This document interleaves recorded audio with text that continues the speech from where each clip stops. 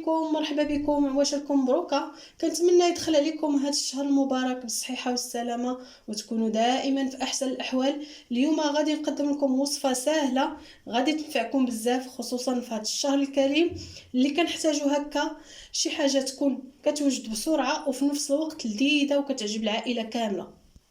فعلى بركه الله غادي ندوز نعرفكم على الوصفه والمقادير ديالها وطريقه التحضير. فالوصفه ديالنا كما كتبان لكم هنا في الصوره هي لي بات اللي كتوجد دائما بسرعه. كتقدر السيده تكون خدامه وتدخل في الساعه الاخيره تحضرها تقدمها للعائله ديالها في وقت الفطور. فهاد لي بات هذه غادي نحضروها بمطيشه اللي كنحتاجوا واحد 7 الحبات هكا كيكونوا محكوكين. عندي كذلك الربيع اللي فيه القزبر المعدنوس الكرفس كلشي منه شويه شويه. عندي مطيشه ديال الحك اللي انا كنحضرها في الدار. مطيشه ديال الدار رجعوا للقناه ديالي وغادي تلقاو الوصفه كيفاش تحضروا مطيشه وتحتفظوا بها تبقى لكم مده حتى لشهور حتى لسنه. عندي زيت المائده او زيت الزيتون على حسب المتوفر، وكذلك عندي هنايا واحد الحبه متوسطه ديال البصله مشلضه. وبالنسبه للطريه ديالنا كاين الملحه على حسب الذوق، كاين السكينجبير، الابزار، الخرقوم، الفلفله حمراء، القزبر يابس. وغادي نزيدو دائما انا في لي بات ولا في الحريره كنزيد معاها هاد العطريه هذه اللي هي الكرويه كتعطي حتى هي واحد المذاق وزوينه بزاف. فهنا قبل ما نبدا التحضير درت الطنجره حطيت فيها الماء وبديتو كيغلى. دابا راها واجده غادي نبدا في الطريقه ديال التحضير.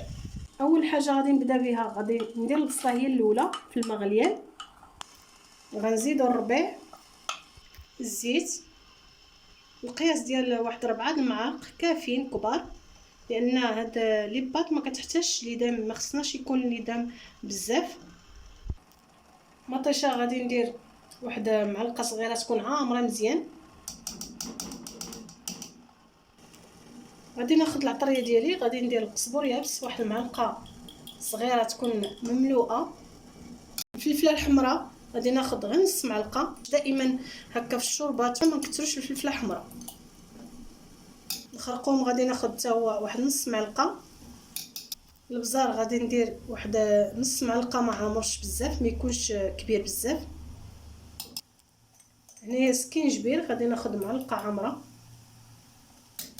الكرويه غادي ندير واحد راس معلقه،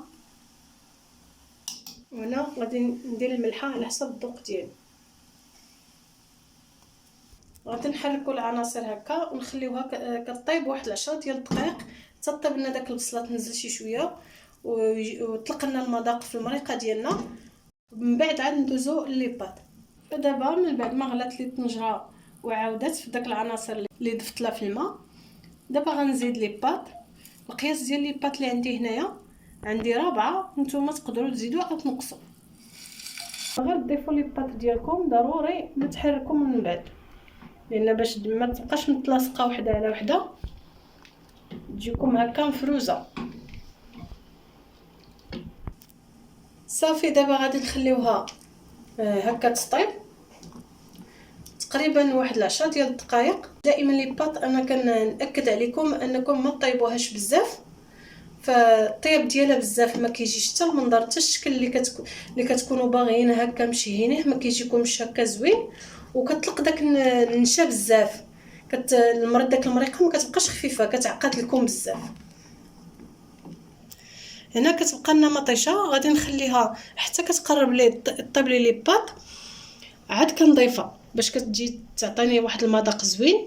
وبالنسبه حتى لي بات كنخليها طيب هكا في المريقه احسن ما تكون مع المطيشه باش كطيب لي دغيا كيجي المذاق واللون. وداك المطيشه كتخلي لنا المذاق ديالها هكا في الاخر كتجي لي بات ديالنا بنينه.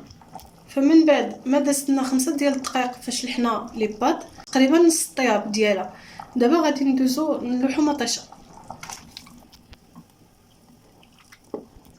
صافي دابا غادي نخليوها تزيد طيب تكمل الطياب ديالها، وغادي ندوز معكم ان شاء الله طبق التقديم والشكل النهائي.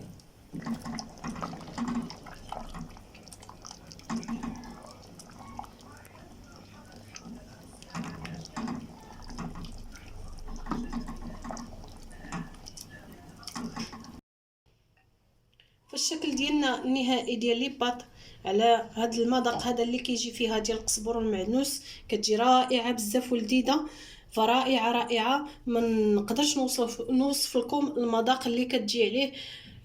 ريحتها فنه، هي كطيب والريحه ديالها تبارك الله رائعه بزاف. فالشكل ديالها هو هذا، هانتوما كتشوفوا معايا انا ما كنطيبهاش بزاف، القياس ديالها نيشان كيجي هو هذاك الشكل ديالها، كتبقى محافظه عليه. فانا اي شكل بغيتو وشهيتو يمكن لكم تحضروا به هذه الوصفه هذه. صالحه لكم هكا الوليدات ملي كتدخلوا هكا للدار، كتكونوا خدامين وتدخلوا للدار وتبغيو شي حاجه تفطروا بها هكا سخيخنه. الحريره دائما خصها تقريبا واحد 3 ديال الساعات ولا 4 فاش توجد، ما كيكونش الوقت. فهاد الوصفه هذه غادي تعاونكم بزاف في تحضيرها ان شاء الله في المائده ديال رمضان. فكنتمنى انكم تبقاو متابعيني، فانا دائما غادي نبقى معكم في التحضيرات ديال رمضان والشهيوات اللي كتمناوها وكتبغيوها، منها التقليديه والعصريه. شكرا لكم بزاف، كنتمنى تبارطاجيو هذا الفيديو مع الاهل والاصدقاء، وما تنساوش تابوناو وتخليو شي كومونتير زوين اللي كيفرحني ويزيدوني في التشجيعات. مع السلامه في وصفه جديده ان شاء الله.